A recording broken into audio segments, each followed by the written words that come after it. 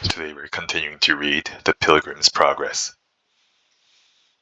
You are trying to catch me, I perceive. No, not I. I am only for setting things right. But what is the second thing whereby you would prove a discovery of a work of God in the heart? Great knowledge of hard things in the Bible. This sign should have been the first, but first or last, it is also false. For knowledge, great knowledge, may be obtained in the mysteries of the gospel, and yet no work of grace in the soul. Yeah, if a man have all knowledge, he may yet be nothing, and so, consequently, be no child of God. When Christ said, Do ye know all these things? And the disciples had answered yes, he added, Blessed are ye, if ye do them. He doth not lay the blessing in the knowledge of them, but in the doing of them. For there is a knowledge that is not attended with doing.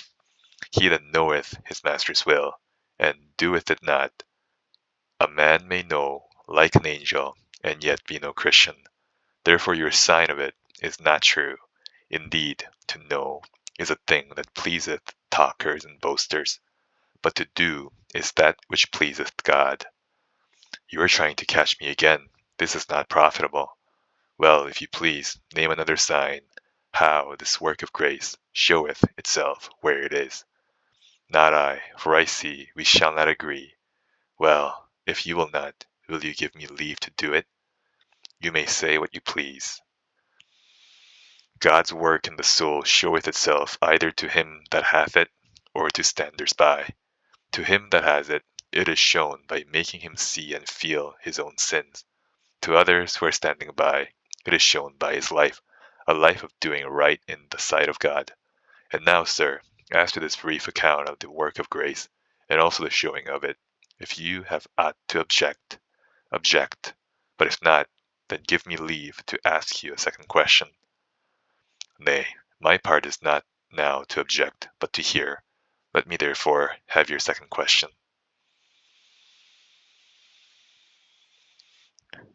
It is this: have you felt your own sins, and have you turned from them? And do your life and conduct show it the same? Or is your religion in word or in tongue, and not in deed and truth? Pray, if you incline to answer me in this, say no more than you know the God above will say Amen to, and also nothing but what your conscience can approve you in. For not he that commendeth himself is approved, but whom the Lord commendeth. Besides, to say I am thus and thus, when my conduct and all my neighbors tell me I lie, is great wickedness. Then Talkative at first began to blush, but recovering himself, thus he replied, This kind of discourse I did not expect, nor am I disposed to give an answer, to such questions, because I count not myself bound thereto, unless you take upon you to be a questioner. And though you should do so, yet I may refuse to make you my judge. But I pray, will you tell me why you ask me such questions? Because I saw you forward to talk, and because I knew not that you had aught else but notion. Besides, to tell you all the truth, I have heard of you that you are a man whose religion lies in talk, and that your life gives this, your mouth profession, the lie. They say you are a spot among Christians, and that religion fareth the worse for your ungodly conduct, that some already have stumbled at your wicked ways, and that more are in danger of being destroyed thereby. Your religion and an alehouse, and greed for gain, and uncleanness, and swearing, and lying, and vain company keeping, etc., will stand together. You are a shame to all who are members of the church.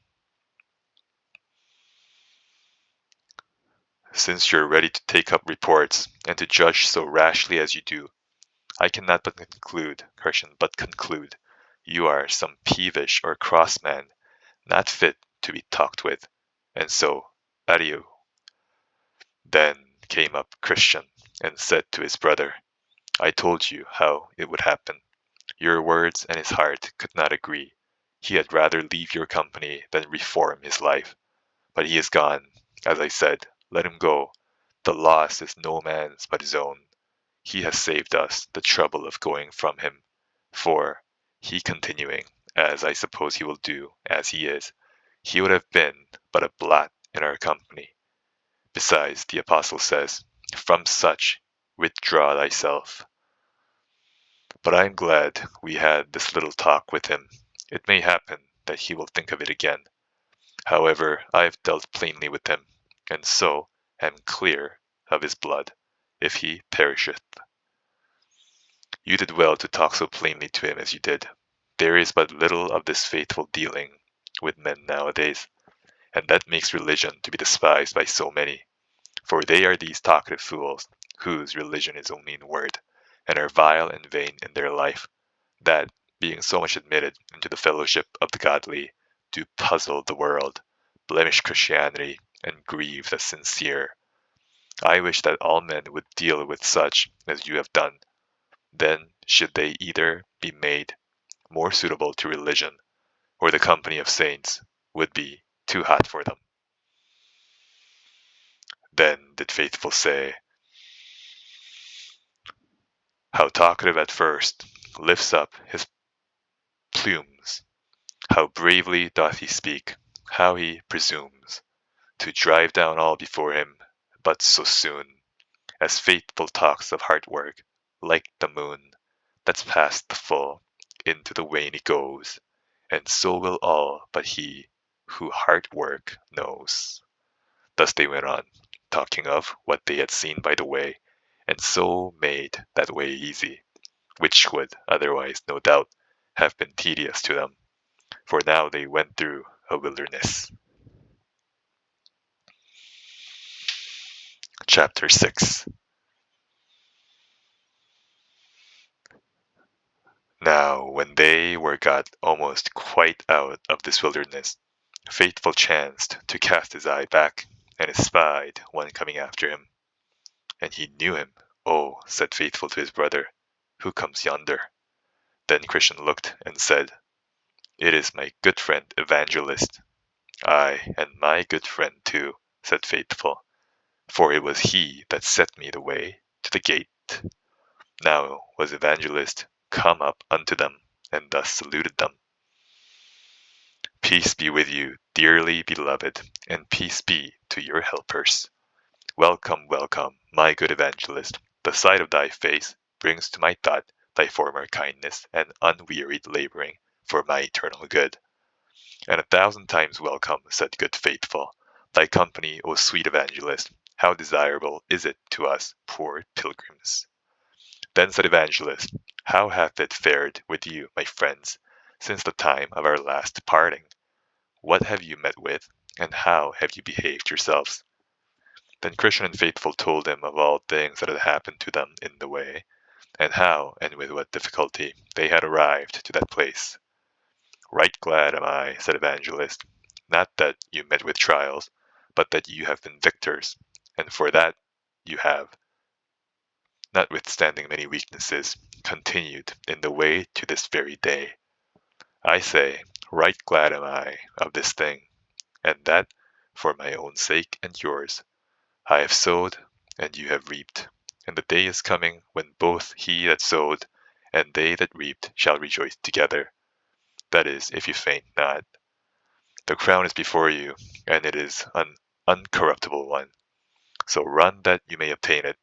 Some there be that set out for this crown, and after they have gone far for it, another comes in and takes it from them. Hold fast, therefore, that you have. Let no man take your crown. Then Christian thanked him for his words, but told him withal that they would have him speak further to them, for their help, the rest of the way, and the rather for that they well knew that he was a prophet, and could tell them of things that might happen unto them, and also how they might resist and overcome them. to which request Faithful also consented. So Evangelist began as followeth.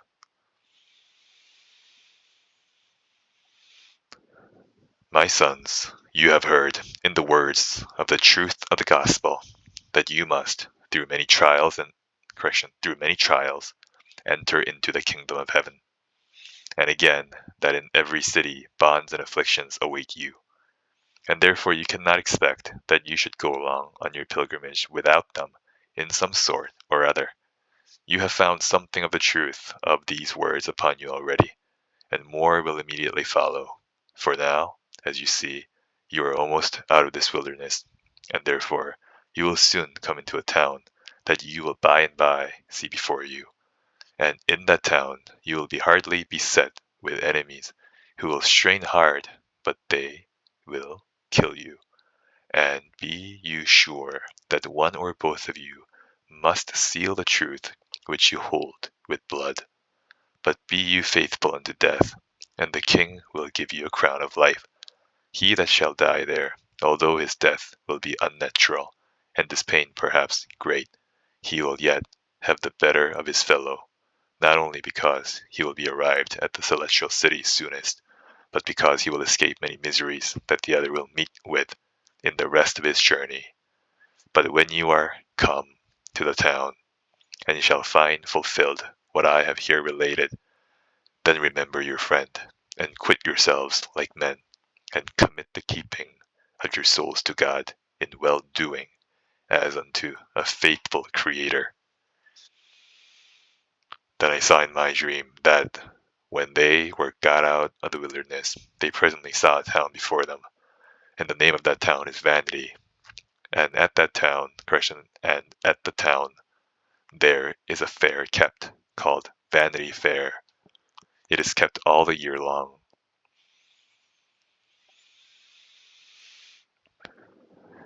It beareth the name of Vanity Fair, because the town where it is kept is lighter than vanity, and also because all that is there sold, or that cometh thither, is vanity, as is the saying of the wise, all that cometh is vanity. This is no newly begun business, but a thing of ancient standing. I will show you the original of it. Almost 5,000 years ago, there were pilgrims walking to the celestial city, as these two honest persons are, and Beelzebub, Apollyon, and Legion, with their companions, perceiving by the path that the pilgrims made that their way to the city lay through this town of vanity, they contrived here to set up a fair wherein should be sold all sorts of vanity, and that it should last all the year long. Therefore at this fair are all such things sold as houses, lands, trades, places, honors, preferments, titles, countries, kingdoms, lusts, pleasures, and delights of all sorts, as wives, husbands, children, masters, servants, lives, blood, bodies, souls, silver, gold, pearls, precious stones, and what not. And moreover, at this fair there are at all times to be seen jugglings, cheats, games, plays, fools, apes, knaves, and rogues, and that of every kind. Here are to be seen too, and that for nothing, thefts, murders, false swearers, and that of a blood red color. And as in other fairs of less moment, there are several rows and streets under their proper names, where such and such wares are vended. So here likewise you have the proper places, rows, streets, namely, countries and kingdoms, where the wares of this fair are soonest to be found.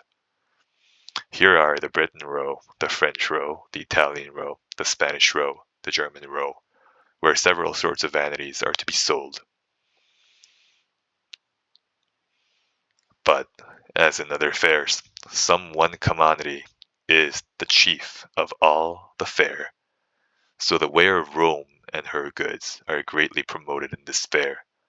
Only our English nation, with some others, have taken dislike thereat.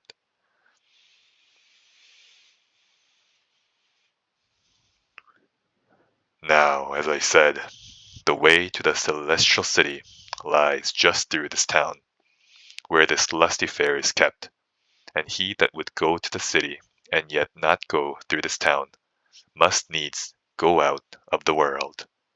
The Prince of Princes himself, when here, went through this town to his own country, and that upon a fair day too.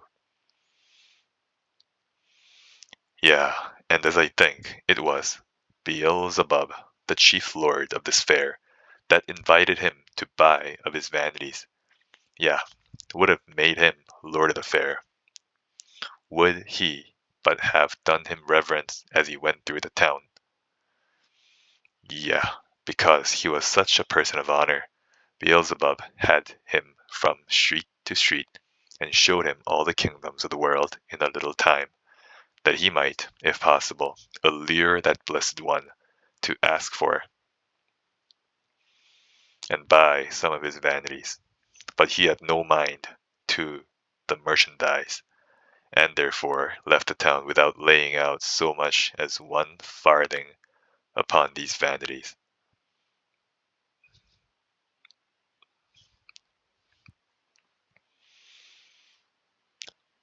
This fair, therefore, is an ancient thing of long standing, and a very great fair. Now these pilgrims, as I said, must needs go through this fair. Well, so they did, but behold, even as they entered into the fair, all the people in the fair were moved, and the town itself, as it were, in a hubbub about them, and that for several reasons. For first, the pilgrims were clothed with such kind of garments as were different from the raiment of any that traded in that fair. The people, therefore, of the fair made a great gazing upon them. Some said they were fools, some they were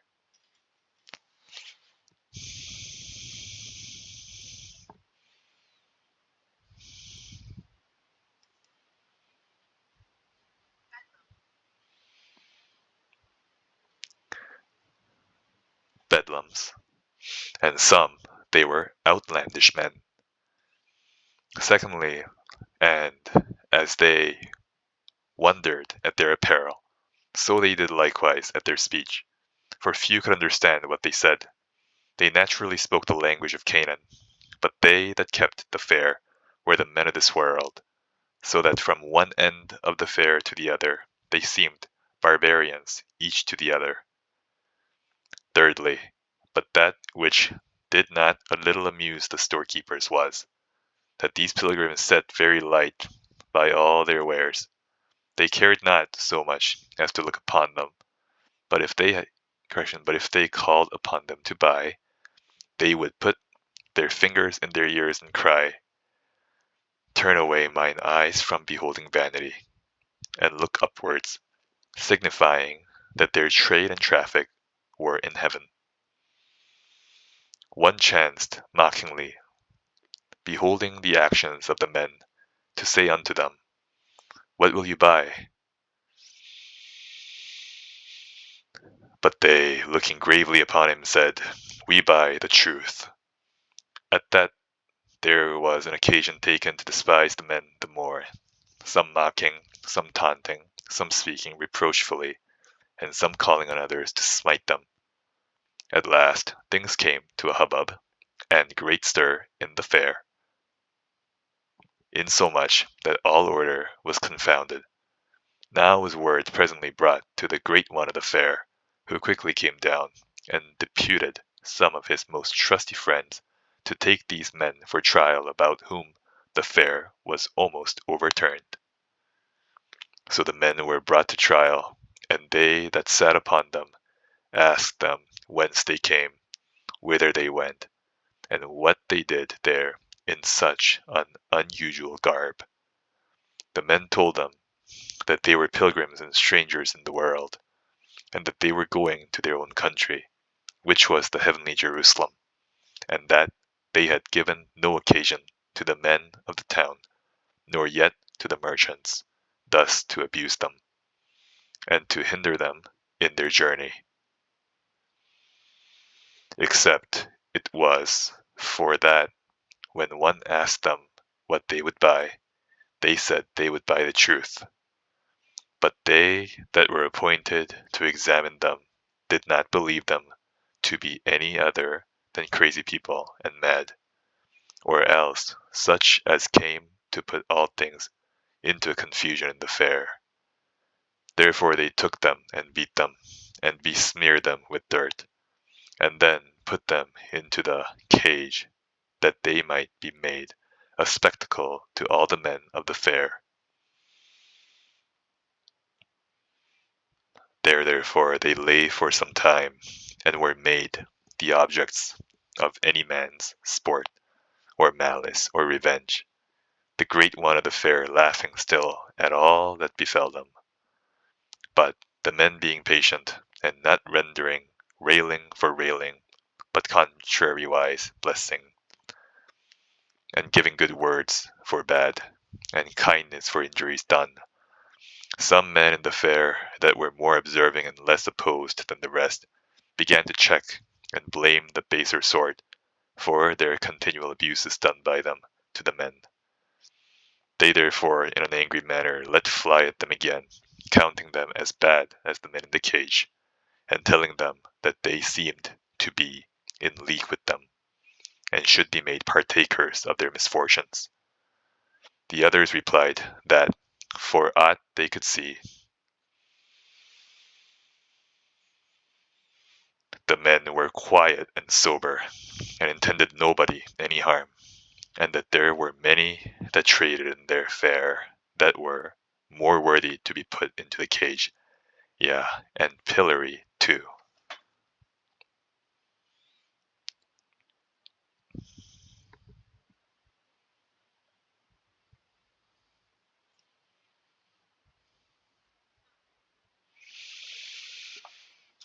Then were the men that they had abused. Thus, after divers words had passed on both sides, the men behaving themselves all the while very wisely and soberly before them, they fell to some blows, and did harm to one another. Then were these two poor men brought before the court again, and they're charged as being guilty of the late hubbub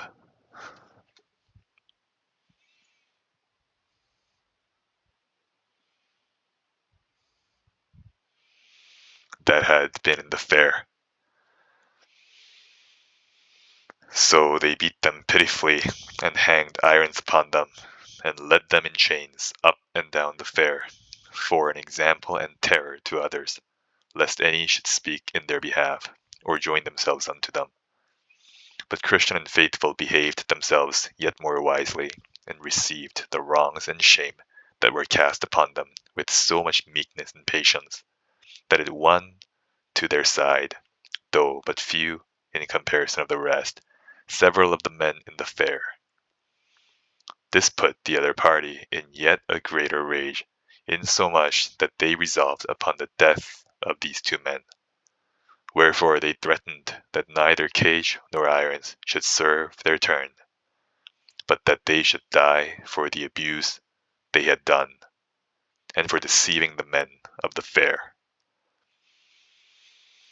And that's the end of the reading for today. Have a good day.